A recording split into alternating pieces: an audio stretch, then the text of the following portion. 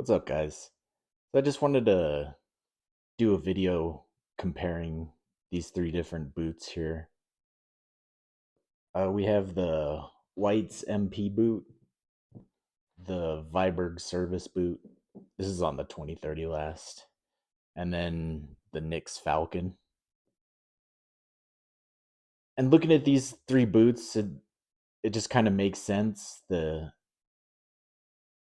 compare them against each other, just because like their price range is pretty similar. Uh, the construction on all three of them are pretty similar. So I think if you were thinking about one of these boots, you would probably cross shop the other ones. Uh, so for the White's MP boot, this is number 8 Chromexel, color 8 Chromexel. It's built with stitch down construction, and this is White's actually hand sews a welt on these ones, so their construction method is just slightly different than these two. Kind of adds like a, I don't know, an extra step, if you want to call it that, because they have a guy that actually hand sews this welt on, and then they stitch it with a machine after that, just like the other two here. But yeah, it's a really heavy boot, built sturdy, like you would kind of expect from Whites. The MP last is like a really long and narrow last. Uh,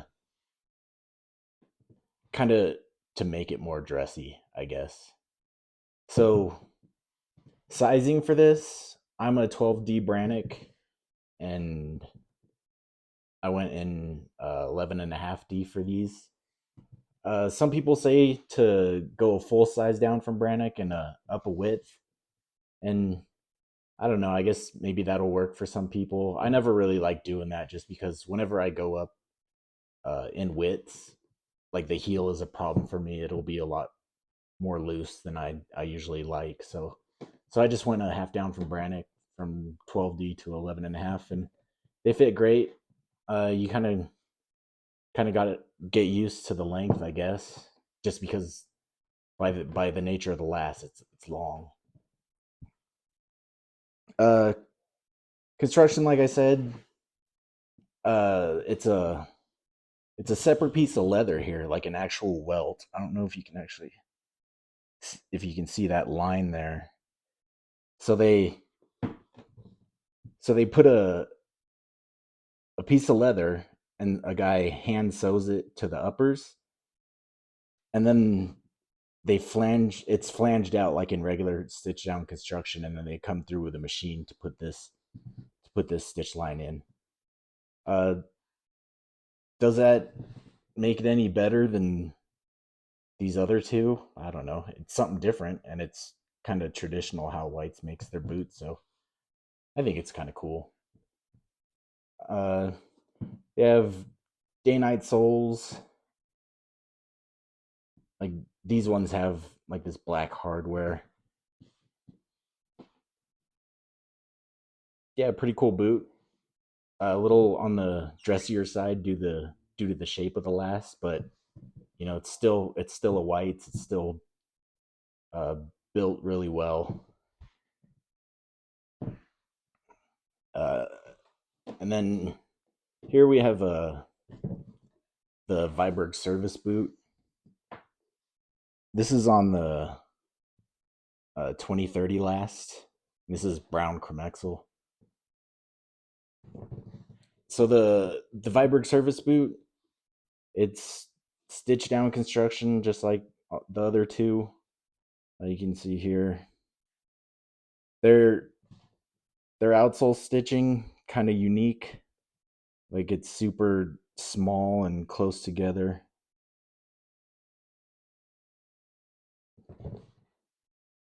These ones are all eyelets. You can get, I don't know, Viberg makes so many different makeups on their service boot, so you can get all sorts of different stuff. Uh, Single piece backstay, day night soles.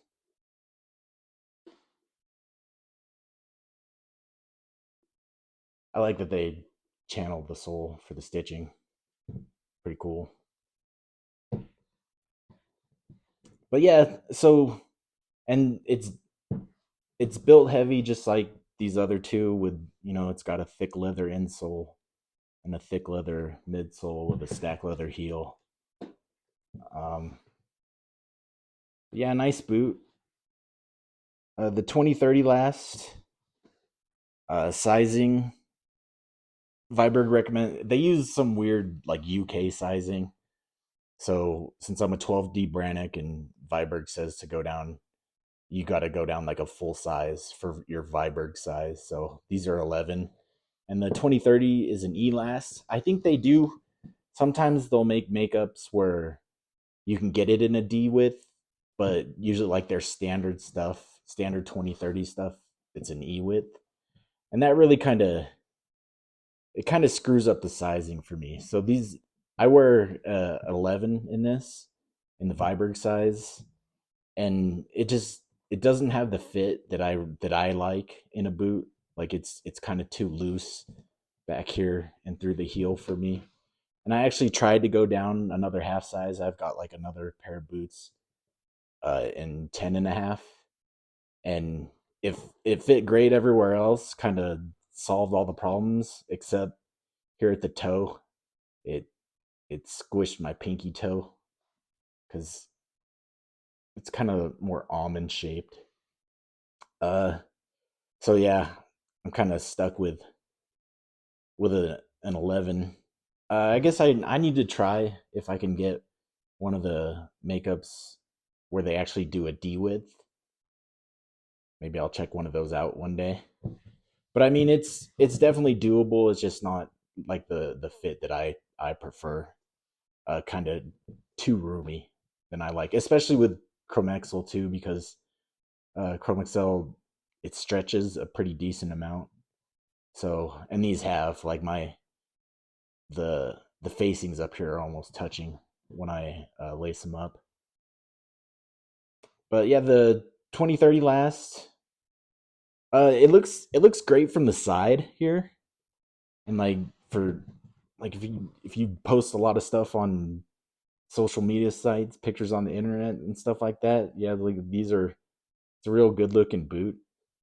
But just something I don't like about it is like when you're wearing it, and this is what I care about the most, I guess, kind of like when you're wearing it, like the shape of the last, I'm not really a fan of. It kind of looks like, I don't know, a sausage that comes to a point.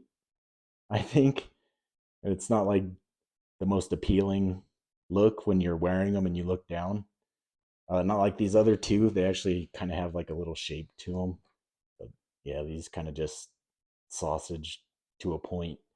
But I mean, that's really subjective, and maybe if you had like a different size, maybe if you had a smaller foot or something, it wouldn't look like that. But it kind of does for me. Just kind of a bummer. But I mean, good looking boot otherwise, like from the side. And so here we have the Nyx Falcon. So this is the H&W last. This is Predator orange leather. So this is basically the quick ship Falcon. So if you went there looking for a pair of Falcons that you didn't want to wait like 7 or 6, 7 months or whatever it is now, you can get the quick ship option. And I think the only options for leathers on those right now are the Predator orange and brown wax flesh. I think they used to have more options. Like when I bought this, I think they had like different different chromic cells as a quick ship option, but not really anymore. But yeah, Predator orange leather. I really like this. I think this is probably my favorite leather that Nyx offers right now. Like they got a lot of cool ones with the Wicket and Craig stuff and all that, but like you take these out of the box and the leather just looks cool like right away. Like there's variations in there. I don't I don't know why, but it kind of reminds me of a russet potato, like the coloring. Maybe if it was a russet potato was kind of orangish, I guess. But yeah, it's got a little pull up to it. Uh, it's kind of it's like more stiff than your like Chromexel leathers, but yeah, it's pretty great leather. Construction, stitch down, it's like that. Sizing 104 12D Brannock, and these are 11.5D. They're great. These are on a V-bar sole. I guess I can. I guess it'd be a good time to show it. I guess so. That's how thick a day night sole is there. You can see that the V bar is just a little thicker.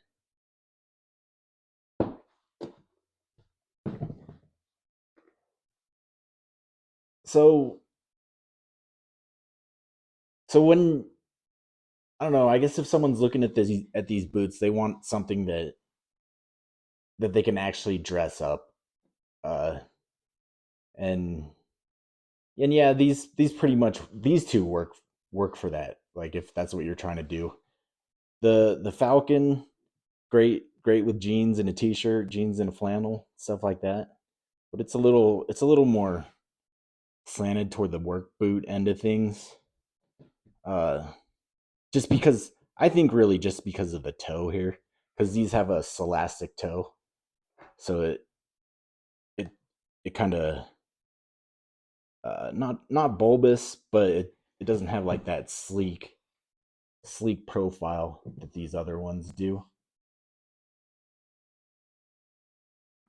But here I can give you an idea of the toe shapes too on all three of them, and you can see like what I was talking about here. Like here's the MP last, how it's just I don't know when I think of a boot, like I think of this kind of shape really, and you see the 2030 is a little more just straight and then to a point. Well, that's kind of more swoopy, I guess. And same with the pair of Knicks.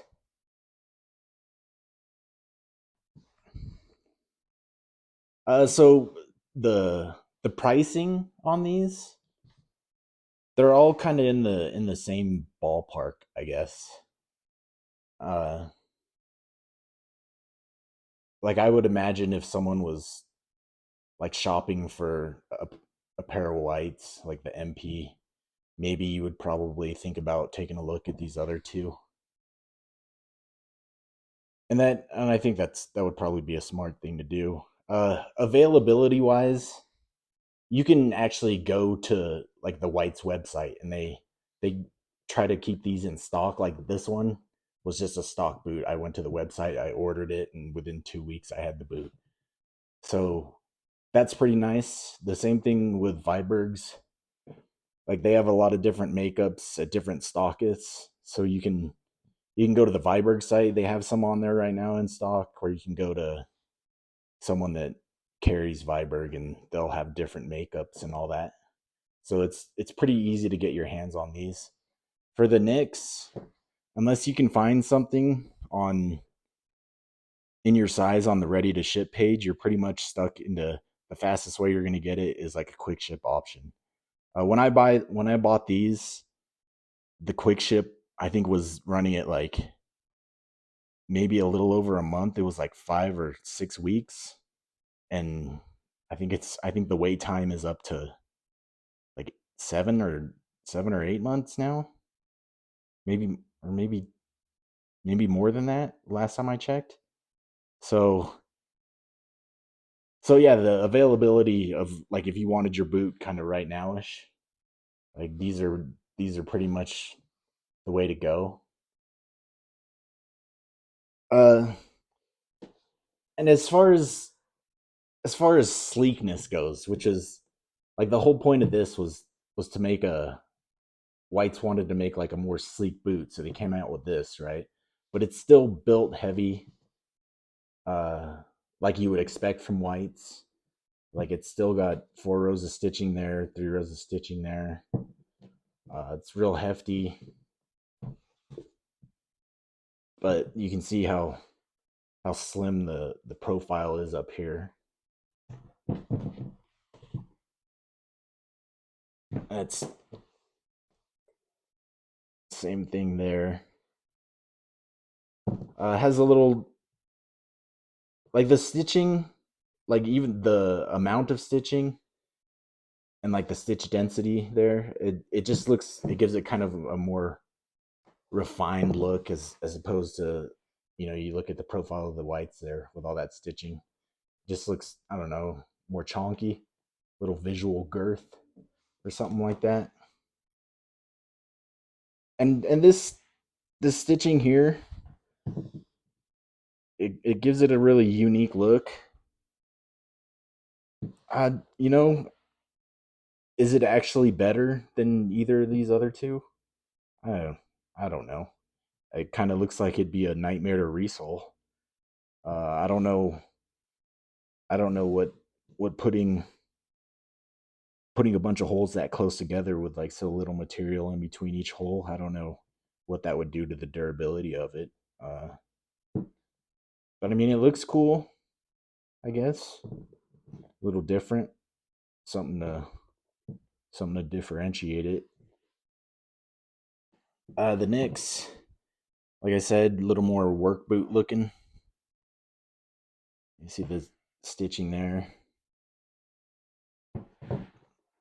like the side, the stitching on the vamp and all that.